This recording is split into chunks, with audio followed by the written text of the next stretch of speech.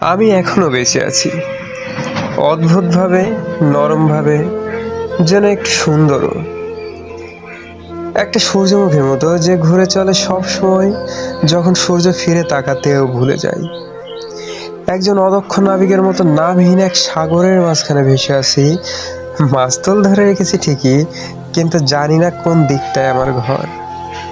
জীবনের শেষে তোমার কানে ভেসে আসে চেনা সব কণ্ঠ। তোমার বাবা মা ডাকছে তোমাকে ফিরে যেতে উষ্ণতায়, আলোয় আর আপন ঠিকানায়। তোমার ঠোঁট মনে রাখে কিছু, ভালোবাসায় উচ্চারিত একটা নাম, অথবা নীরব এক চুমুর ভাষা, যা থেকে যায় অনেক পরেও পর্যন্ত। কিন্তু আমার সন্ধ্যাগুলো আসে বেশ ভিন্নভাবে। কেউ ডাকে না, কোনো নাম অপেক্ষা করে না আমার ঠোঁটে।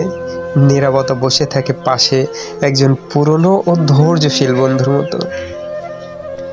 হয়তো এই কারণেই আমি আর বেশি কিছু চাই না, হয়তো এই কারণে ঘুমের মধ্যেই মেনে নিতে শিখেছি।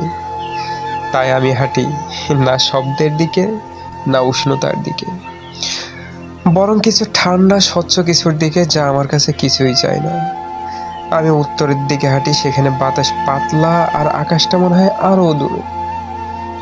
যদিও শেষে কিছুই পাই না।